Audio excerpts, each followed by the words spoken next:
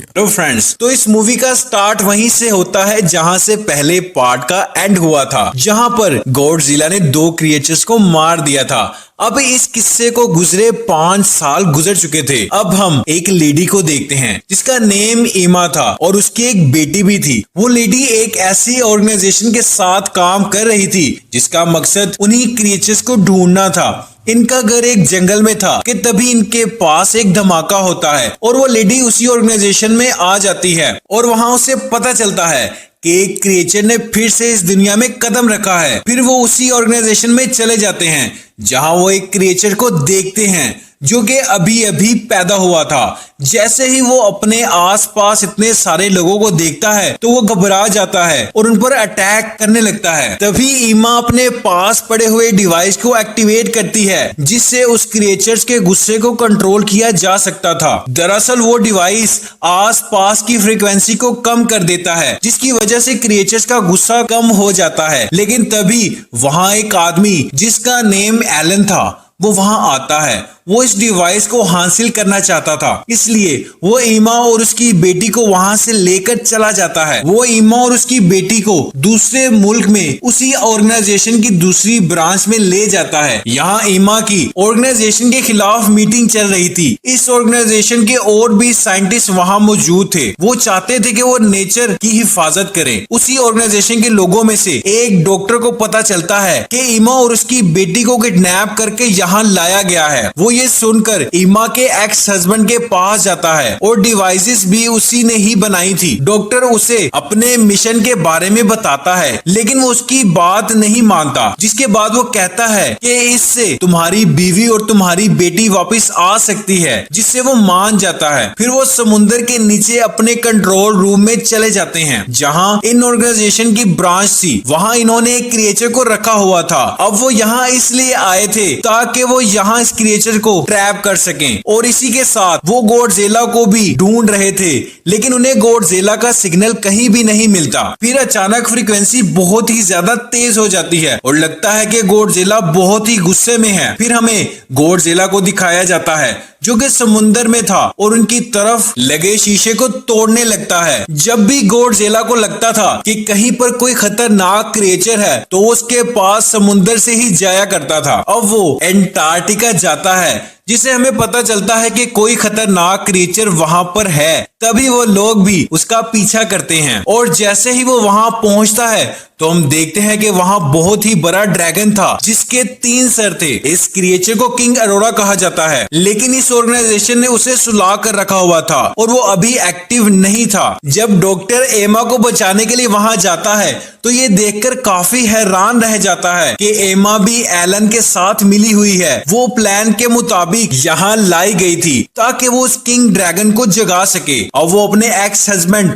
और डॉक्टर के साथ जाने से इनकार कर देती है और जाते जाते उस ड्रैगन की दीवार को तोड़ देती है और वो एक्टिव हो चुका था और दीवार से बाहर आ चुका था। गॉडजिला को इसी वक्त का इंतजार था। दोनों की काफी फाइट होती है लेकिन वो क्रिएचर गॉडजिला को गिराकर बाकी लोगों की तरफ बढ़ता है। एमा जब ये देखती है तो सोचती है कि इस तरह तो हर तरफ तबाही मच जाएगी, इसलिए वो अपनी डिवाइस ऑन करती है और इस किंग ड्रैगन का गुस्सा कम करती है जिससे वो वहां से चला जाता है और एमा भी एलन के साथ वहां से चली जाती है और ऑर्गेनाइजेशन के लोग भी उस किंग मॉन्स्टर के पीछे थे ताकि उसे खत्म कर सकें। तभी एमा उन्हें कॉल करती है और बताती है कि मैं तुम्हें बताती हूँ कि मैं क्यों दुश्मन के साथ मिली। वो उन्हें बताती है कि तुम लोग तो इस काबिल ही नहीं थे कि तुम लोगों के साथ रहा जाए। तुम लोग तो क्रिएचर्स को इवन नेचर को नुकसान पहुंचा रहे थे। मैं एक एक करके सारे क्रिएचर्स को आजाद कर दूंगी और अब यही क्रिएचर्स हमारी मदद कर सकते हैं क्योंकि इनकी बॉडी में रेडिएशन है और जहां जहां ये जाएंगे ये अपनी रेडिएशन से उस जगह को ठीक कर देंगे। ऑर्गेनाइजेशन के लोग कहते हैं कि ये तो इंसानों को मारना चाहते हैं, तो तुम कैसे इन्हें अपना साथी समझती हो। तो वो कहती है कि तुम गलत हो, हम सदियों से एक साथ रहे हैं, सब कुछ ठीक था, हम उन्हें कुछ ना कहते तो वो भी हमें कुछ ना कहते और अब तुम लोगों लोगों ने इनके साथ बुरा किया और अब ये तुम लोगों के साथ अच्छे बन जाएं और अपनी हिफाजत ना करें, और वो कहती है कि मैं इन्हें आजाद करके ही छोड़ूंगी। इसके साथ वो कॉल कट कर देती है। अब इमा बाकी के क्रिएचर्स को आजाद करने के मिशन पर निकल जाती है। सब लोग बहुत परेशान थे कि अगर ये इसी तरह करती रही तो हमारे लिए बहुत मुश्किल हो जाएगी। फिर एमा एक और क्रिएचर को आजाद कर देती है जो कि वोल्केनो में से निकलता है, और उस वोल्केनो के पास बहुत से लोग थे। एमा इंसानों के बारे में बिल्कुल नहीं सोचती और वो उस क्रिएचर को आजाद कर देती है।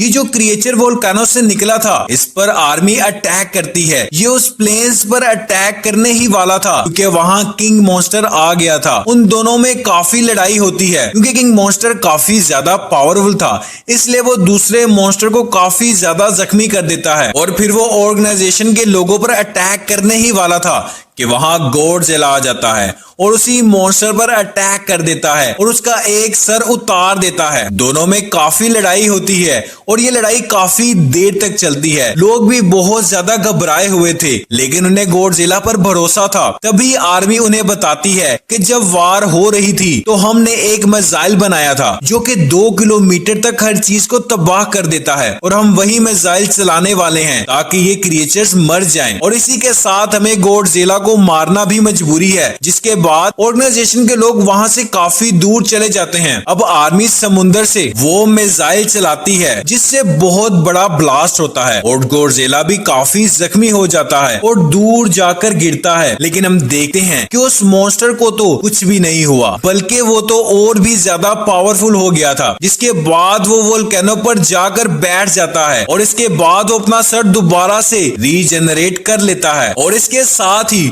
वो सारे क्रिएचर्स को सिग्नल देता है जिससे सारे क्रिएचर्स जाग जाते हैं। अब ऑर्गेनाइजेशन वाले काफी परेशान थे क्योंकि इस मॉन्स्टर को इतने हैवी मिसाइल से भी कुछ नहीं हुआ था। तभी इन्हें पता चलता है कि ये तो जमीन का क्रिएचर ही नहीं है बल्कि ये एलियन है जो कि दूसरी दुनिया से आया है, और इसीलिए गॉडजिला उसे मारना चाहता था क्योंकि गॉडजिला ऑलरेडी यहाँ का किंग था।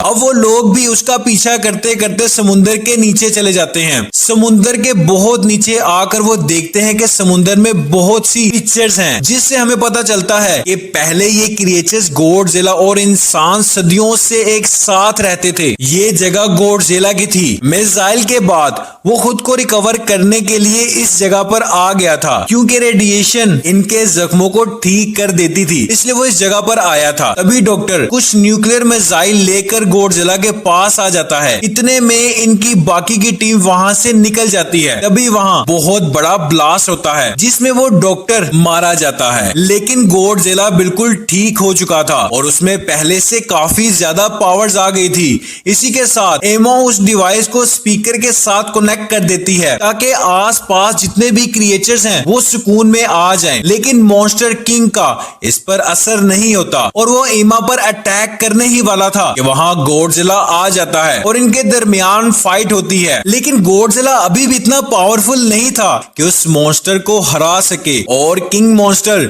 गॉडजिला को मारने ही वाला था कि गॉडजिला की पार्टनर वहां आ जाती है और किंग मॉन्स्टर पर अटैक कर देती है। लेकिन वोल्केनो वाला क्रिएचर वहां आ जाता है और उसे रोक देता है। यहाँ उन दोनों की भी फाइट होती है और गॉडजिला और किंग मॉन्स्टर की भी फाइट होती है। तभी गॉडजिला का पार्टनर उस क्रिएचर को मार देता है। गॉडजिला के करीब रेडिएशन होने की वजह से उसकी पावर्स काफी इंक्रीज हो जाती हैं, लेकिन फिर भी वो उसे हरा नहीं पा रहा था। इसलिए गॉडजिला का पार्टनर अपनी जान दे देता है जिससे उसमें से बहुत सारी रेडिएशंस निकलती हैं और इससे गॉडजिला बहुत ज्यादा पावरफुल हो जाता है। तभी वो मॉन्स्टर गॉडजिला पर अटैक करता है, लेकिन गॉडजिला जानता था कि अब वो बहुत पावरफुल हो चुका है। जिसके बाद वो उस पर अटैक करता है और उस मॉन्स्टर को मार देता है। जिसके बाद हमें दिखाया जाता है कि सभी क्रिएचर्स गॉडजिला के आगे झुक जाते हैं और अब वो यहाँ सबका किंग था। और इसी के साथ ये मूवी खत्म हो जाती है।